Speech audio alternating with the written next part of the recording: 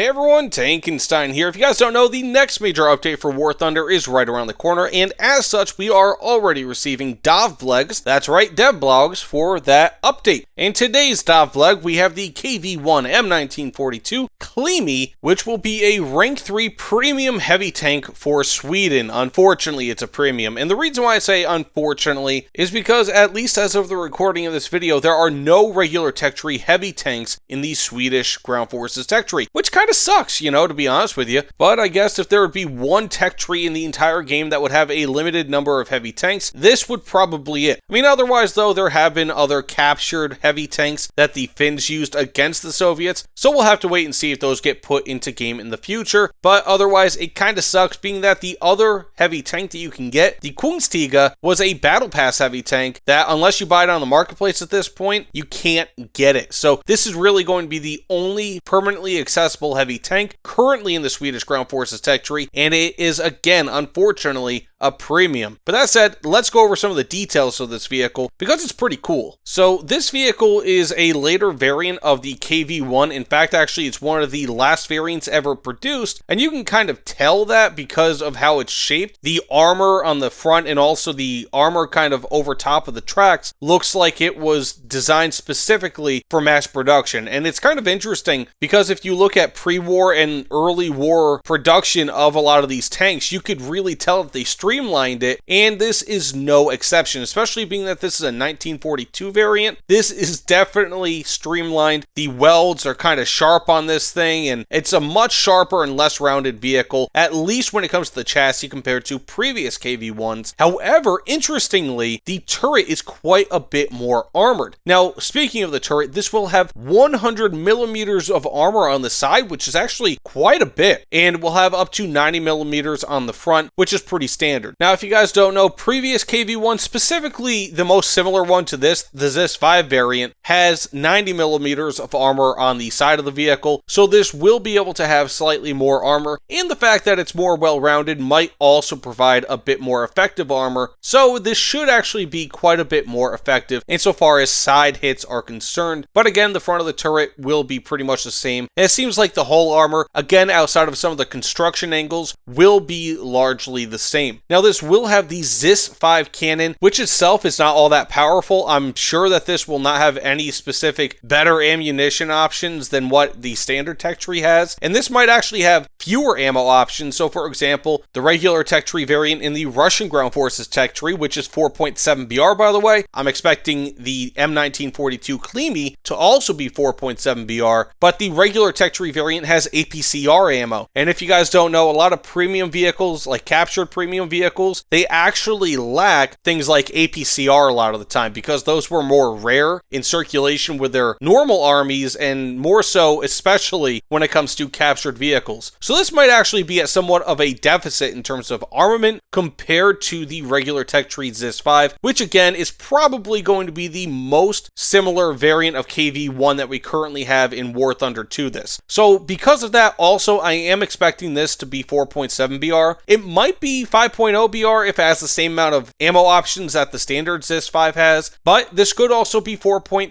BR if this has far fewer ammo options, again, owing to the fact that this is a captured vehicle. But I'm willing to bet that this is going to be 4.7 BR. Again, rank 3, it kind of makes sense. This is probably the most similar vehicle in-game to the ZIS-5, which is again a 4.7 BR vehicle. I mean, otherwise though, it does say that the armor adds about 1 ton of extra weight to this, so the mobility should be about the same as the ZIS-5, 34 km per hour top speed. Overall, KV-1 tanks really aren't all that slow, at least for heavy tanks in my opinion. They're not all too bad. They don't have a great top speed, but they get around just fine, at least when it comes to not kind of going up hills and all that. They're not all too bad when it comes to mobility. But again, outside of the slightly different hull shape due to what I'm assuming is because of streamlined production methods due to it being an early war vehicle, and also of course a slightly different turret, I'm really expecting this more or less to kind of be a very similar tank to the ZIS-5. So if you guys want to know how this will function, at least when it comes to its offensive capabilities, you can probably just go ahead and play the ZIS-5 and get yourself an early preview of this. But otherwise, should be an interesting interesting vehicle. I mean, the ZIS-5 is a pretty effective vehicle, a bit mediocre when it comes to its armament, being that its APHEBC shells only have something like 87 millimeters of armor pen at max, which is pretty mediocre at 4.7 BR. But again, we'll have to wait and see exactly where this thing gets placed, whether it's 4.3, 4.7, 5.0. There could be any number of factors that go into that, including, again, what sort of ammo options this has, if the armor is truly better on this, and so forth. So your guess is as good as mine, but I'm just willing to bet 4.7 is where this thing's going to sit. But that being said, thanks so much for watching. If you don't mind, please consider liking, commenting, subscribing. But either way, thanks again. I'll see you all on the other side. Take care, everyone.